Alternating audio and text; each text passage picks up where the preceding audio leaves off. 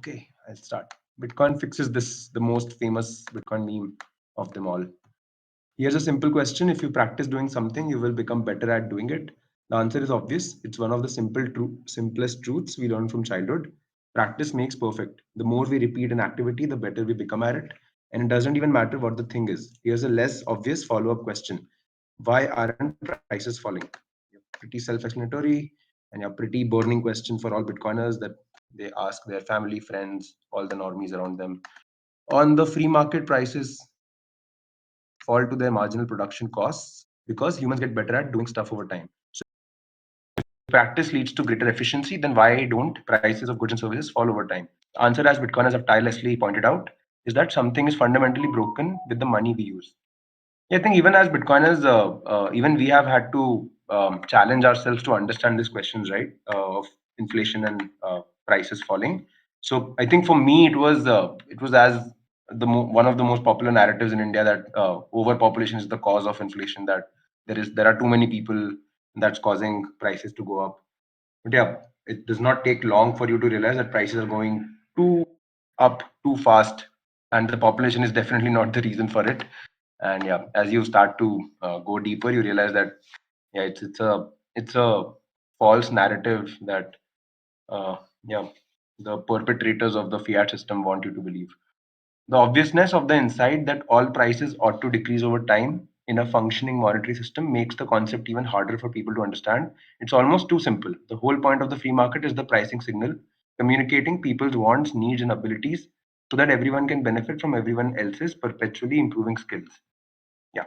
So, yeah, I think when you get better at it, better at whatever you do, you become more efficient at it. And as you become more efficient, the recipient of it, the customer or the student or the friend, is always is better off, right? It becomes simpler for them to get value out of whatever you do. So it's like almost like this says, right? It's too simple to imagine that prices will fall over time. It's just that we have become accustomed to that not happening. So most people are anxious about the future. So that's the sad reality. But yeah, it's yeah. On one hand, I think I see it a lot of times that Bitcoin is very difficult to understand. And on the other hand, it's actually pretty simple to understand once you understand the core problem it is solving, which is the problem of money or the problem of price signals or the problem of inflation. Money, as has been discussed, has three basic functions: store of value, medium of exchange, and unit of account. Before Bitcoin, absolute scarcity in a medium of exchange wasn't possible. Yeah. So store of value, medium of exchange, unit of account. I think yeah, all of us are aware of it. Store of value is a very simple concept of just being able to store value over space and time. Gold was never good money. Some people say that yeah, since the time that we have got off the gold standard, we are living in a bad monetary standard. But no, we were always on a bad monetary standard because gold at best could perform as a store of value, never could perform as a medium of exchange. And even as store of value, gold certificates are easy to uh, flood the market because it's very difficult to custody gold. So gold has never been good money, and yeah, the only good money and the possibility of it is the Bitcoin standard. I'll read this last line again. Prices denominated in fiat currencies increase over time, despite the enormous increases in efficiency everywhere, especially since the arrival of the internet. So the internet is like the as speed of light of travel of information. So it can't get better, right? Because you can quickly send a message across thousands of kilometers. So it can't get better. So internet has allowed us to master communication, right? It can't get better. Literally, physically can't get better. So it has allowed two things. One is efficiency, of course, and one is free flow of information. Now it's very difficult for any tyrant, any centralized third party to control information. So it has done two things. One is efficiency, which should decrease prices, which should make our lives better with time. And second is free flow of information, which means that it's harder to keep information away from somebody. Which is always a good thing. At least that's what the assumption is, because that allows the free market to gauge what is correct and what is truth and what is wrong.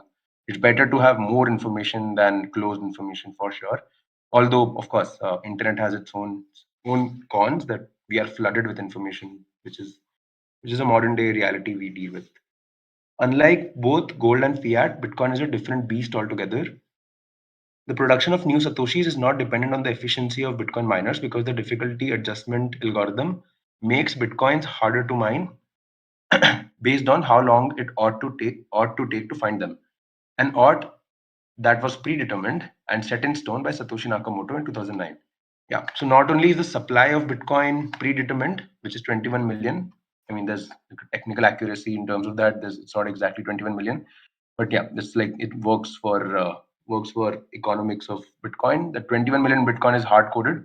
It's hard. Also, what's also hard coded is the supply schedule, which means that Bitcoin is expected to have new Bitcoins every 10 minutes until 2140, and yeah, that predetermined rate is uh, is enforced by the difficulty adjustment algorithm. So every 10 minutes, you have currently 3.125 bitcoins coming, and this is a supply schedule that is hard coded. From 2009 to 12, it was 50 bitcoins per block for 10 minutes.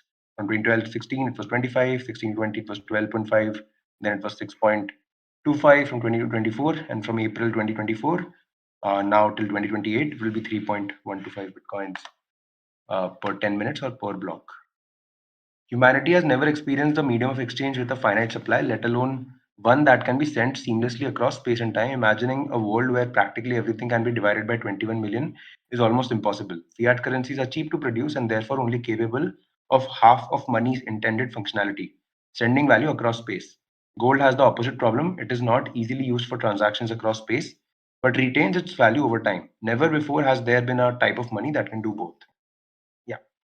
There's like a meme that I think I read somewhere that we have never actually had money. What we have had are promises. We have never had the ability to store value independently or trustlessly because yeah, we have always required a issuer of currency. But Bitcoin allows you to hold value without trust. Quick pause in case somebody has questions. Just a few seconds, and I'll continue reading.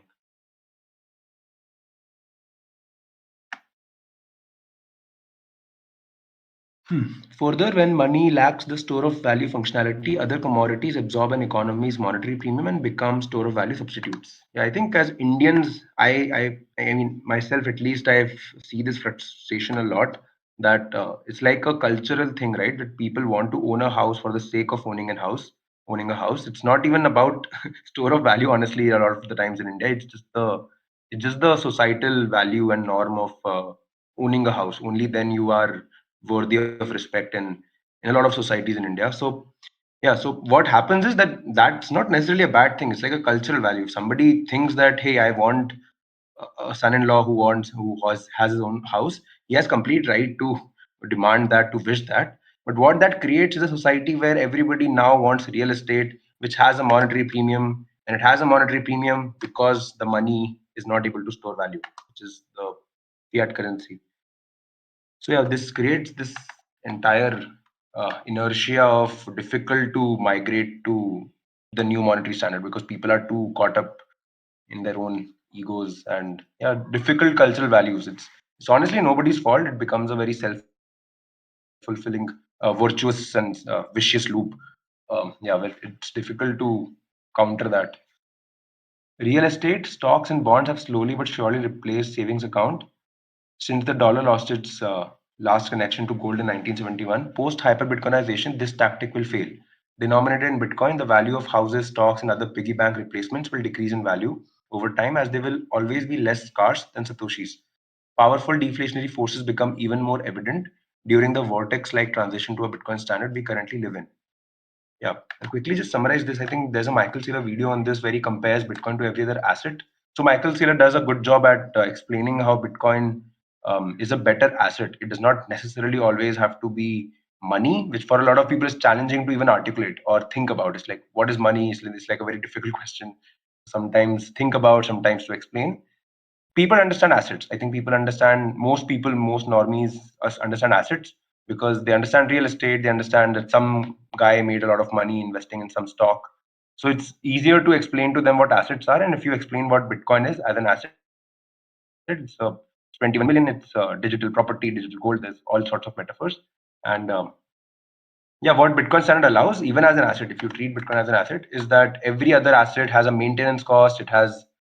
It's not scarce. It can be increased in value. There's a counterparty risk. So Bitcoin outperforms all asset by the virtue of it being free to use Bitcoin. Nobody can charge you for using Bitcoin because You can hold it on a smartphone. You can store it on a piece of paper. You can transfer it just having an internet connection. So it outperforms all assets just by the virtue of it being scarce and also it being very cheap to use it. Powerful deflationary forces become even more evident during the vortex-like transition to a Bitcoin standard we currently live in.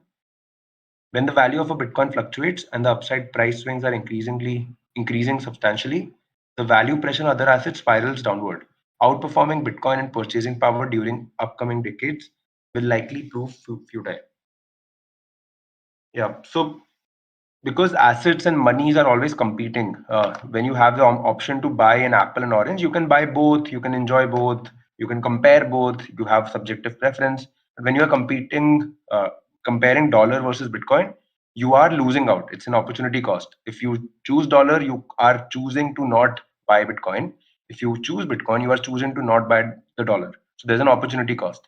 So when Bitcoin is outperforming everything else, it becomes very difficult to make the argument for why you should buy anything else, as at least as money or asset.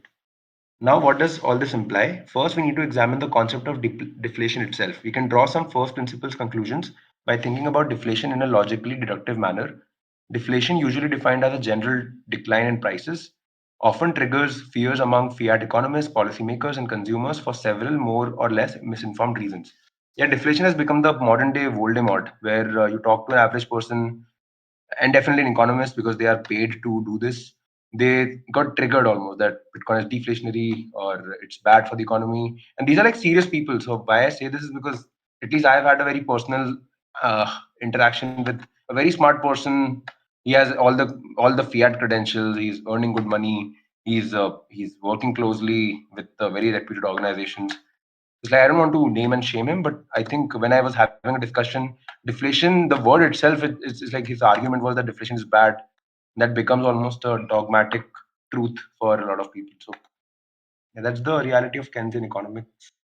Hey Mango, you joined when we were literally bashing Keynesian economics, and Mango is the perma bull of, of Bitcoin. Hey Mango, thanks for joining. We continue reading. Fiat experts erroneously presume that consumers hoping for better deals will delay purchases, anticipating better deals later. Read this again. Experts erroneously presume that consumers hoping for better deals will delay purchases, anticipating better deals later. Yeah, their concern is that this desire and spending slows economic growth as consumption drives a significant portion of economic activity. Another argument is that deflation increases the actual value of debt, making it more expensive for borrowers to repay their loans.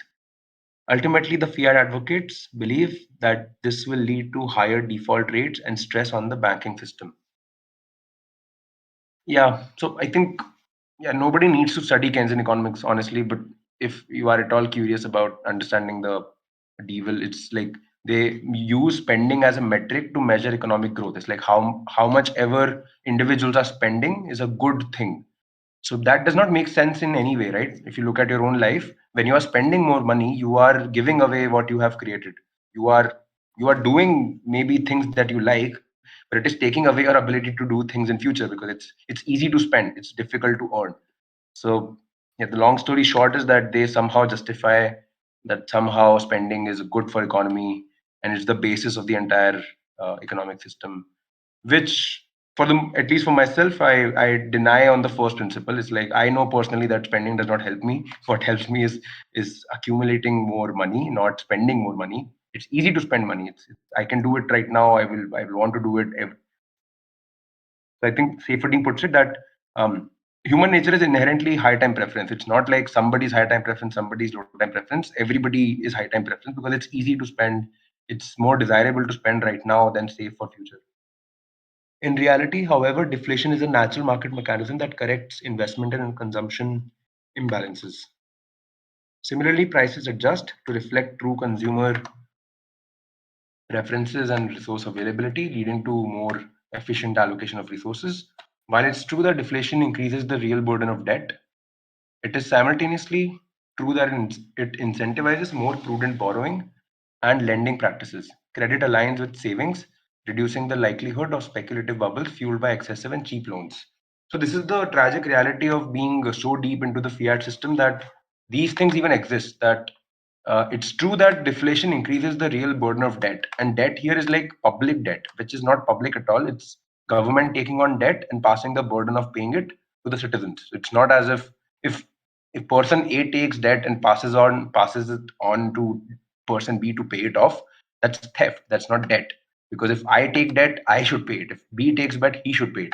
So yeah, it's the reality that the current economies of nation states work and operate from government taking on debt, and politicians operating in that office for 4 years and passing the baton on to the next politician, and retiring with their own personal assets, and the burden of the debt gets passed on to the citizens via taxation and inflation.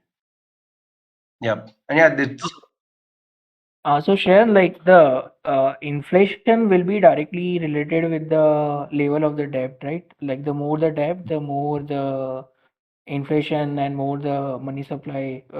Eventually, like right, to compensate for that debt taken, eventually more money needs to be printed out.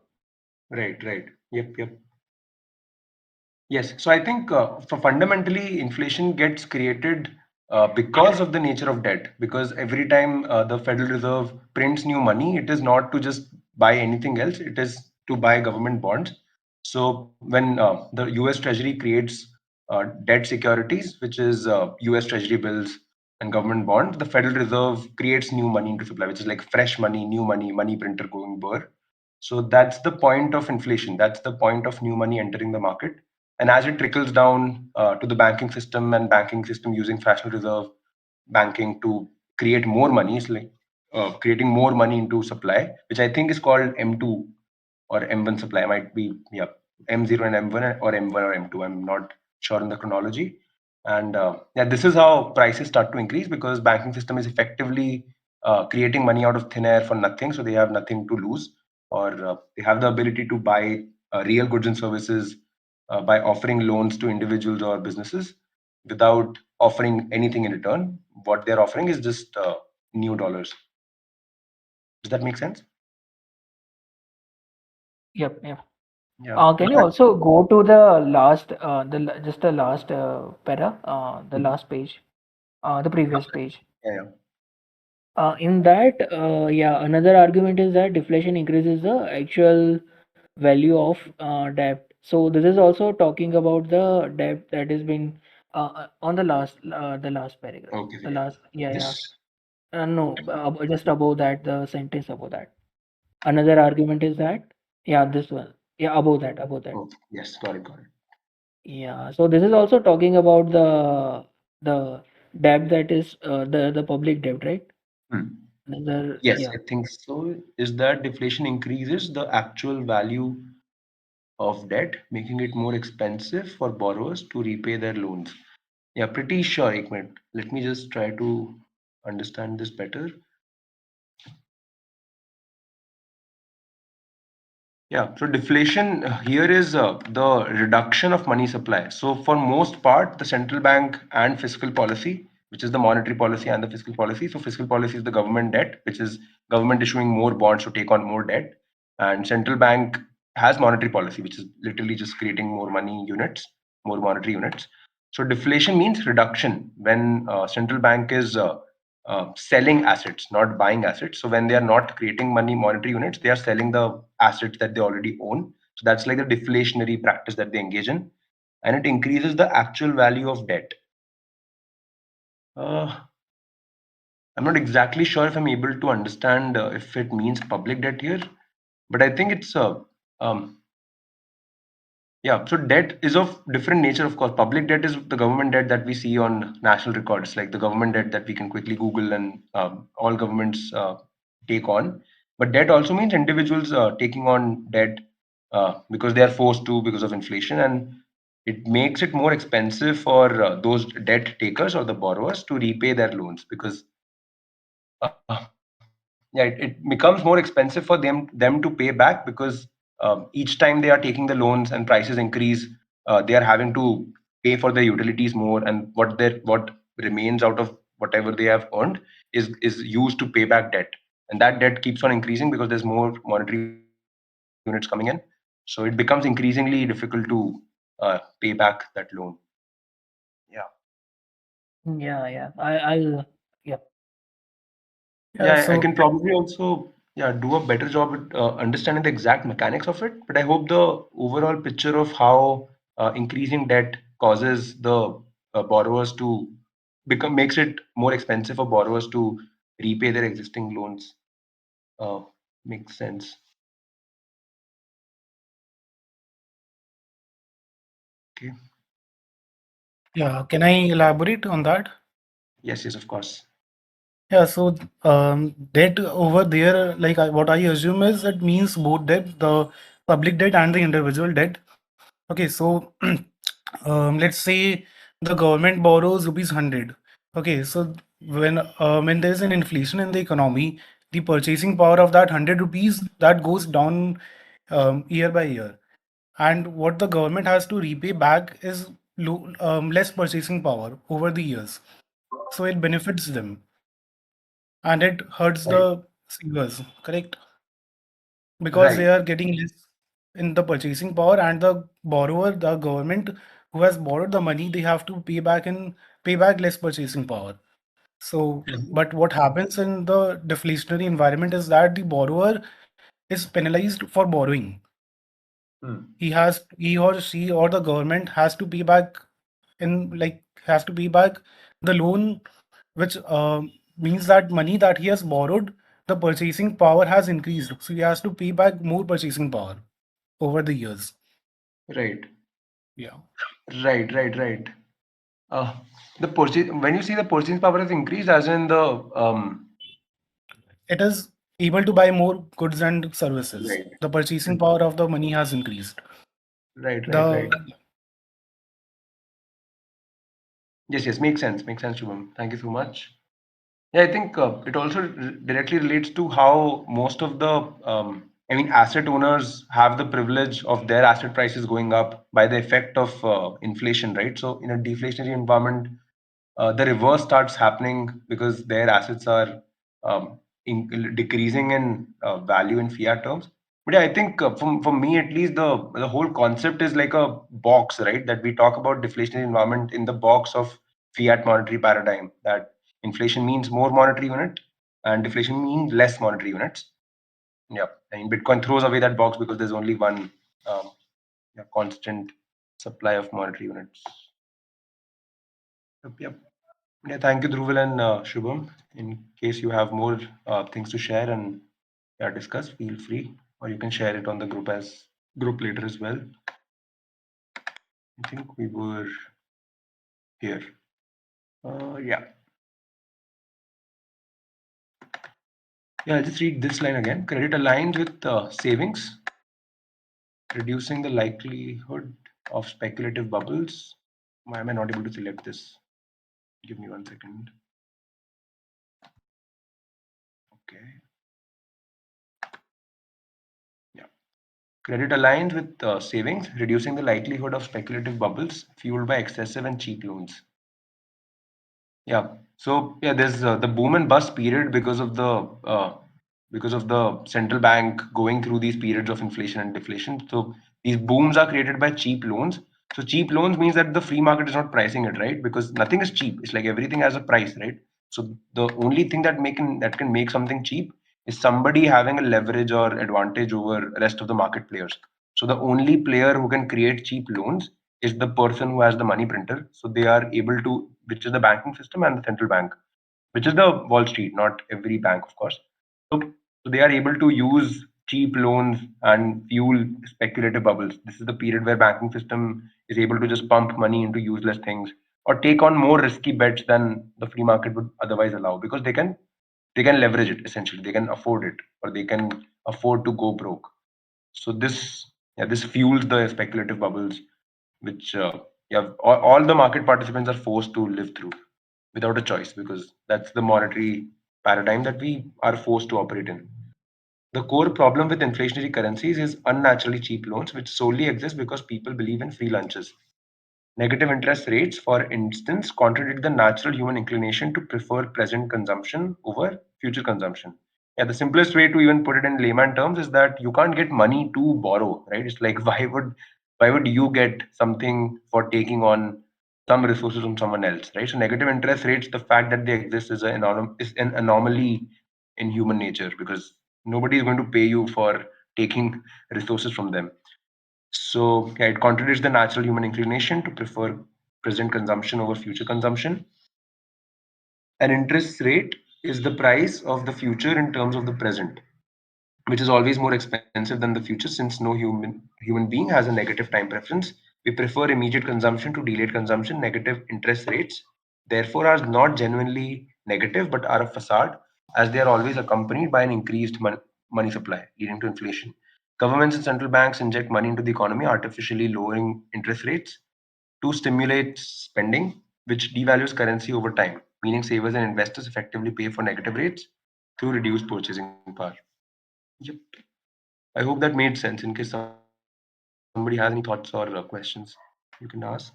Eager to dodge blame for the inevitable pain that accompanies rebooting a crumbling financial system, politicians gleefully roll the inflationary snowball further and further down the hill. But the economic reboot must happen. Boom bust cycles, hyperinflation, and depressions are all symptoms of the underlying cancer, inflationary money. When central banks artificially lower interest rates, they encourage excessive borrowing and investment. When central banks artificially lower interest rates, they encourage excessive borrowing and investment, leading to an unsustainable boom.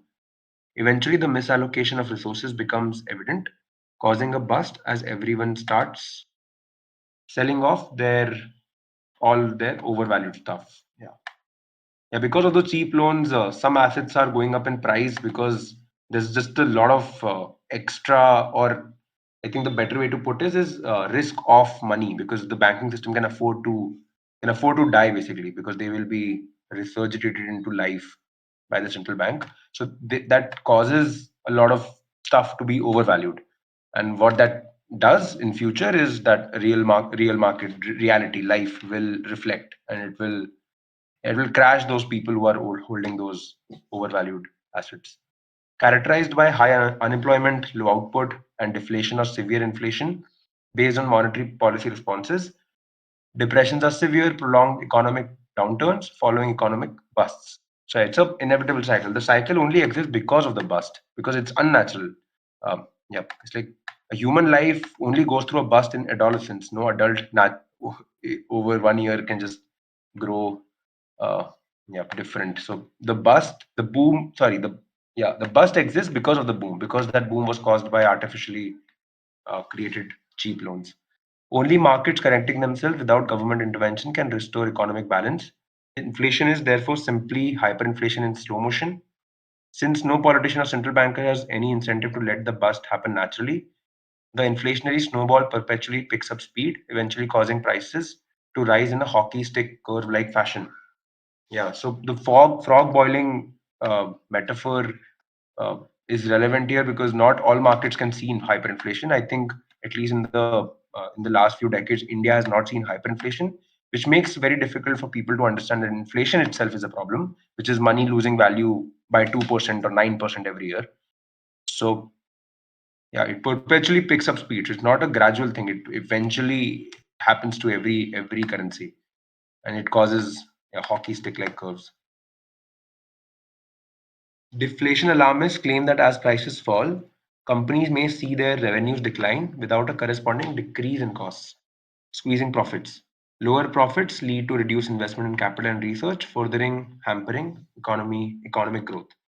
Yeah, deflation alarmists claim that as prices fall, companies may see their revenues decline without a corresponding decrease in costs, squeezing profits. Yeah, this is the argument that I think a lot of deflation alarmists use, that if prices fall, companies will not make as much money. So this is I think that at the core, the argument that central banks use to justify is that prices are increasing because companies and businesses are greedy and they are charging more than what the price of the goods and services should be. So this creates this infighting where employee and employers are blaming each other instead of understanding that the increase in price and the reduction in quality of goods and services is not because of someone being greedy. It's because someone has the money printer. And yeah, this is the argument that deflation alarmists use, that hey, this prices falling will create less revenue for companies. Lower profits lead to reduced investments in capital research, further hampering economic growth. However, deflation resulting from productivity gains, such as technological innovation, is by definition beneficial. Lower prices benefit everyone. They reflect an increase in goods and services, meaning that society is wealthier overall. Adaptive and innovative businesses can survive and thrive in a deflationary environment if they focus on long term sustainable investments rather than short term gains. Yeah, technology by its nature is deflationary. So even as AI takes away jobs, it creates more avenue for skillful, more avenue for art, more avenue for sports, more avenue for better form of value, better relationships, better goods and services, better research. So deflation allows humans to have more time. So time is the scarce asset, not anything else. Jevons paradox, named after the British economist William Stanley Jevons, who observed this effect in the 19th century with coal consumption, is an economic concept that describes a counterintuitive situation in which increases in the efficiency of resource use lead to higher rather than lower overall consumption of that resource. Higher overall consumption occurs because efficiency gains decrease the cost per unit, making the resource more attractive and affordable for a broad range of uses.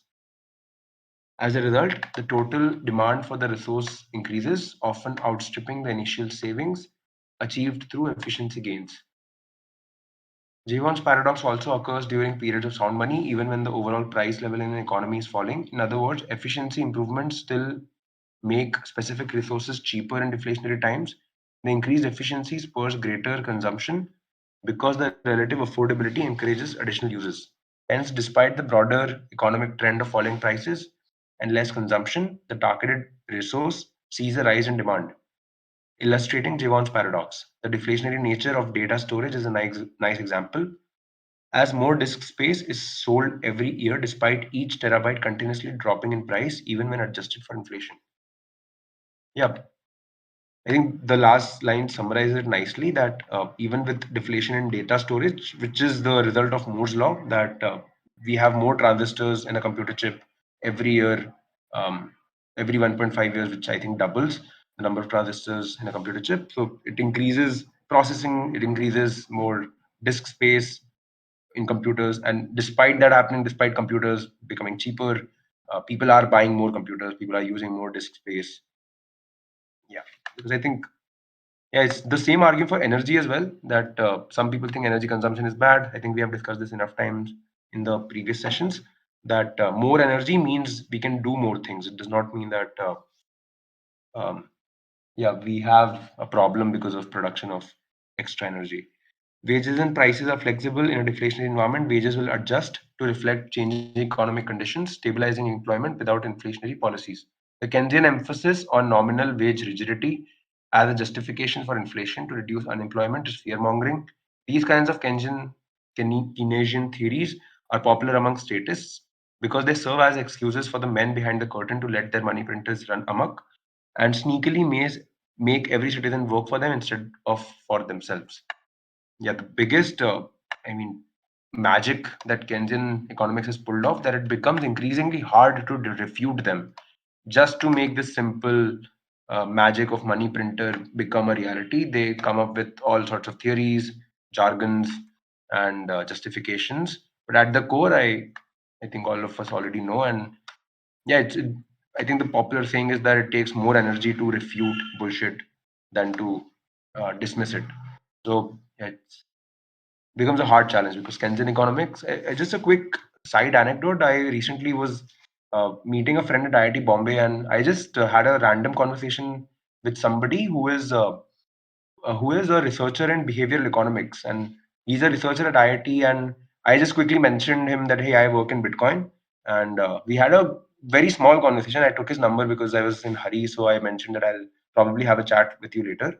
And I just mentioned that so I work in Bitcoin, and the core research question of Bitcoin is what is money. So it's not separating state and money. At least I mean that's the argument that I put forth to him. It's not that we are trying to separate state and money. It's like Bitcoin is asking a very simple, innocent question of what is money. Most Bitcoiners start with that question, not necessarily that hey, we want the state to get out of our way.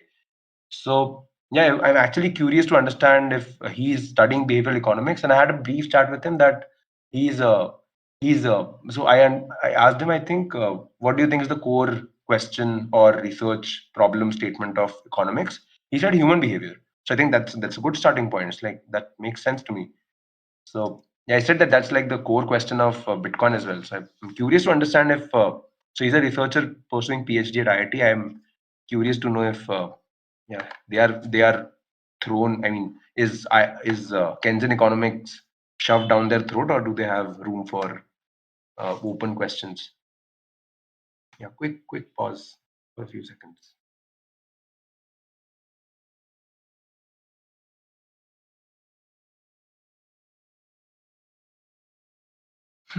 An economy with a fixed money supply is a different thing, a very different thing. For most of human history, prices have stayed relatively stable compared to what's to come. As discussed, the ability to find new gold and dig it out of ground has advanced in tandem with other technological advancements, making prices denominated in gold relatively stable across centuries. So yeah, gold is not scarce. It's literally whenever there is more demand for gold, more gold shows up. So yeah, I doubt gold is scarce. I can't verify because I can't mine the entire planet, but I doubt that gold is scarce. Since the abandonment of the gold standard, rapid technological advancements have held consumer prices relatively stable despite enormous drops in actual production and transportation costs. After the emergence of the internet in general and smartphones in particular, coordinating workers and supply chains worldwide has become almost trivial compared to the relative nightmare it presented even a couple of decades ago. Yeah, I think just in the last decade or maybe half decade and a half, right? Smartphones have become a reality. So even for Bitcoin users in 2013, it was difficult to use Bitcoin. Arguably, it still is difficult to use Bitcoin in a self-sovereign way, but smartphones have made it. Yeah, just in general, just the flow of information is very accessible thanks to smartphones. With money tethered only to its printer, inflation has moved the world's wealth from the monetary medium into luxury assets. Yeah, this is the other sad reality that art has become an asset, which is not a problem in itself. But when there's a monetary premium on assets like art, it corrupts the purpose of art. It makes it about who you know and which art gallery you present your work at, rather than art itself, which arguably is a meme, right? When you create good art, you want more people to see it. You wouldn't want to restrict it to a private thing. It's like if you think it's a thing of beauty, and you think you can express it, then you would want more people to see it. Yeah, this is my personal opinion. But this is the sad reality of the fiat monetary system that art itself has also become a monetary asset. The cost of fine art, Lamborghinis, and metropolitan real estate has risen much faster than breakfast cereal, teddy bears, or duct tape. Most Bitcoiners understand that this effectively funnels wealth from the poor to the rich. But what's harder to imagine is what a reversal of the process would look like. Is there a future in which Manhattan apartments lose value over time? The answer is that you're already living in this future if you're using the correct denominator. Okay. You have to start measuring value with the correct unit to get a glimpse of this already present future. As a medium of exchange, money does not contain inherent value, but facilitates the exchange of goods and services to which individuals subjectively attach value. Therefore, money cannot really be a yardstick of value since it cannot quantify an individual's satisfaction or perceived utility from a good or service. Here it is essential to highlight the role of prices as signals as they convey information about the relative scarcity and preferences for available goods and services. Money facilitates these prices, but the information content lies in the price ratios themselves, not in the monetary unit. As an aside, Bitcoin is more akin to a yardstick than other forms of money because it is nothing more than information. Yeah, we have discussed this in Austin Economics session.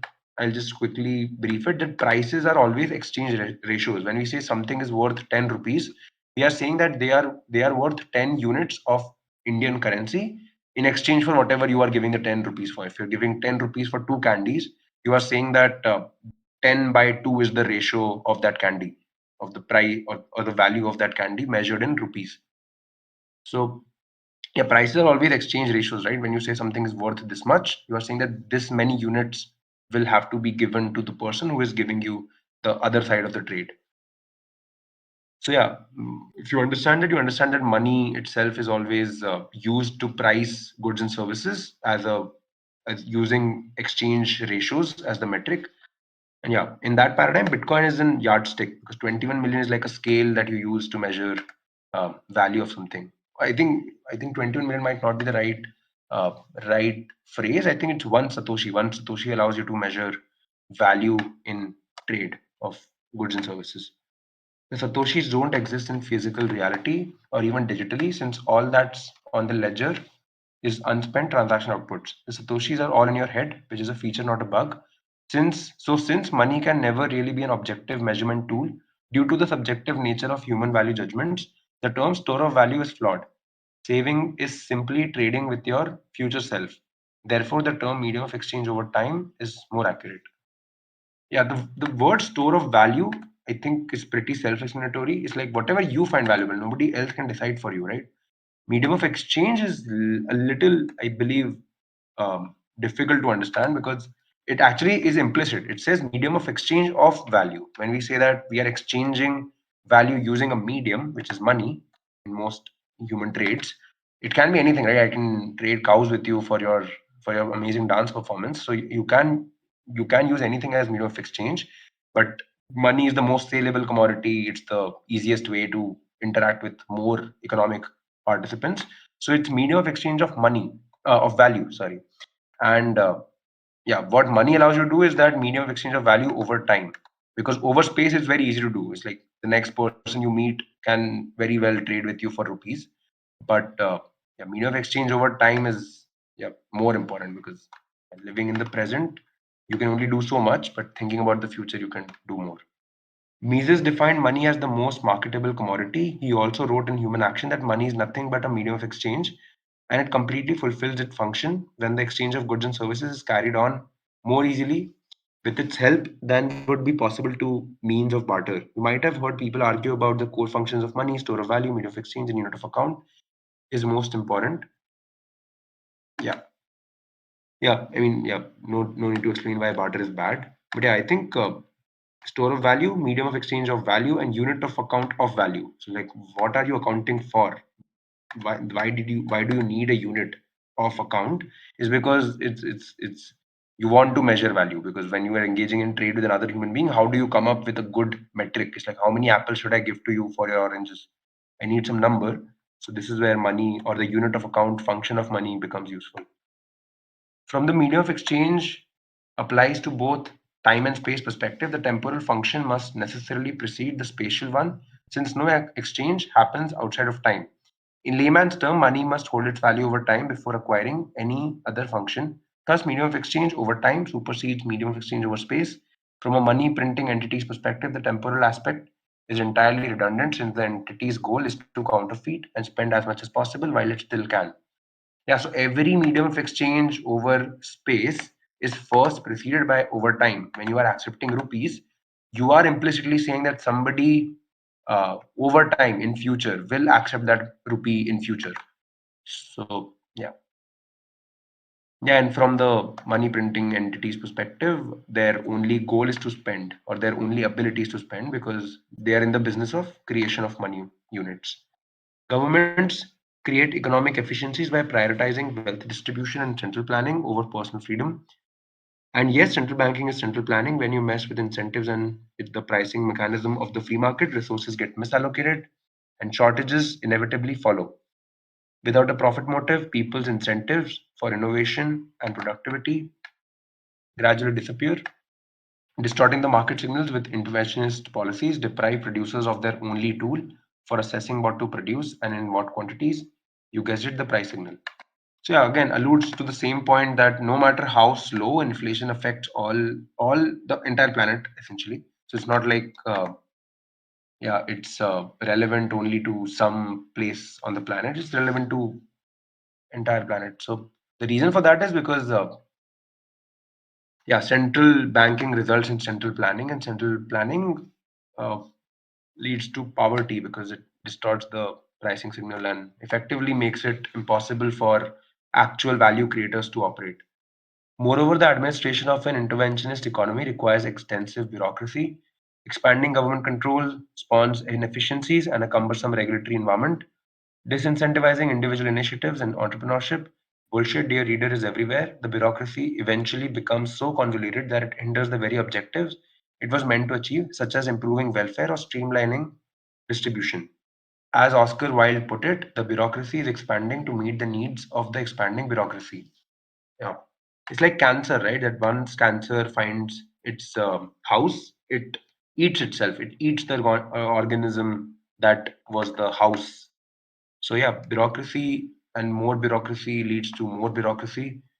So yeah, there is no middle road. I think this is a famous article by Mises. I'm yet to read it, but it's one of the most famously quoted um, statements and articles that there is no middle road to capitalism. There is no middle road to property rights. There is no interventionist policy that is justifiable. It's the free market. If you want to pay for someone else, you are the one who is making that decision, not a third party telling you or guilt shaming you into believing that that is necessary. If a politician's goal is equity and common community ownership, infringements on people's freedoms and individual rights are unavoidable. Efforts to enforce equality result in a lack of recognition for individual effort and achievement, demotivating individuals from striving for excellence and leading to a cultural atmosphere where mediocrity is encouraged. All redistribution schemes are costly affairs. They do not fall to their marginal cost of production since governments compete in producing bads rather than goods. On the contrary, redistribution becomes more costly over time and its effects are not easily reversed. If you punish excellence and encourage mediocrity, mediocrity is what you'll get. You cannot achieve quality without sacrificing quality. Yeah, equality exists on a very spiritual plane. It's like if you are born, you have the right to be born, but that's pretty much it. So any person promising you equality has an incentive to do that. It does not exist. So yeah, when they are trying to do that, they are sacrificing quality because they are using someone else's hard labor or created value to add value to your life. If they are directly adding value to your life, they are a charitable person. They are not interventionist. Assessing what value someone or something ought to have on the market becomes much easier when each individual has an incorruptible number against which to measure their lives. You merely have to observe Bitcoin's purchasing power over time. How many iPhones will one Bitcoin buy today, and how many could it buy 10 years ago? How many cars, mansions, wives? What should be evident to everyone is that despite its volatility, the purchasing power of Bitcoin increases over time. The easiest way to get a grip on a trend in Bitcoin's price is, as always, to disregard as much noise as possible, ignore the peaks, primarily driven by a fear of missing out, and professional traders taking advantage of psychological phenomena in weaker minds. Look instead to the yearly lows, where you'll see a steady rise and an average increase of around 200% a year since inception. Every price is at the crosshairs of where supply meets demand, and Bitcoin is the only asset in the world with a mathematically fixed supply.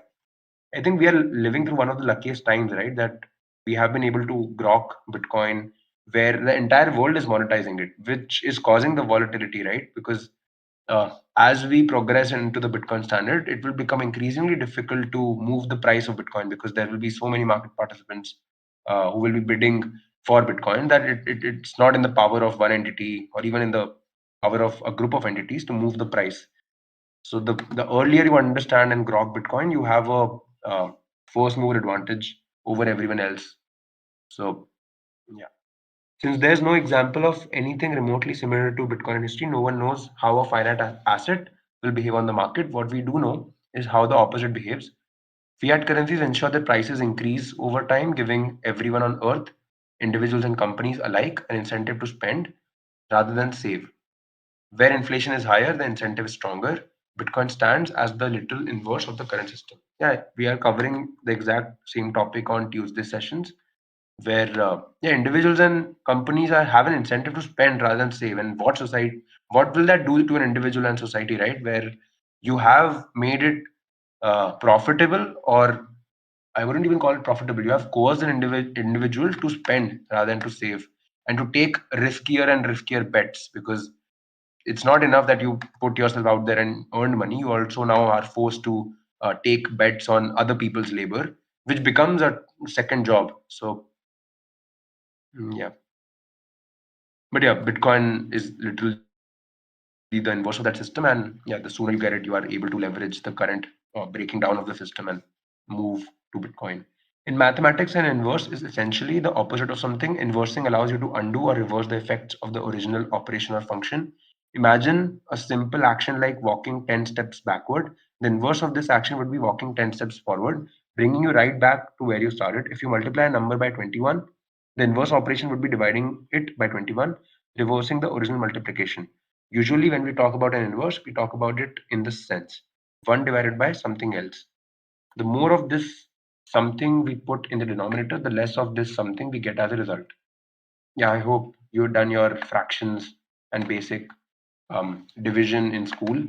The inverses just means 1 divided by something, right? It means inverse of multiplication. The multiplication as a concept is product. It's like A and B, right? When you multiply A by B, you are saying A को B bar add कर दो और B को A bar add कर दो. It's like, that's what you're doing when you multiply. And division is the inverse of that. So if A and B product is C, then B is C divided by A. So that's the inverse of multiplication. Bitcoin inverses all the incentives that lead to clown world. In other words, you can reverse the clown world degeneration process by adopting Bitcoin. Unlike fiat's ever expanding supply, Bitcoin's never expanding supply incentivizes its users to save rather than spend. It shifts society's political power from those closest to the money printer to those most productive. Success in the Bitcoin world comes from providing value to your fellow human beings, not mass theft or political manipulation. Everything divided by 21 million equals the inverse of round world. Yeah, this is the title of the book by Knut. But yeah, this paragraph and this entire chapter, I think, summarizes it yeah, neatly. I'll stop sharing my screen now. We have completed this chapter. I was saying that we will be able to complete this book, I'm pretty sure, before the end of this month. I mean, by the next 2 or 3 weeks. Yeah, I'll stop sharing my screen. If somebody wants to share anything, ask questions.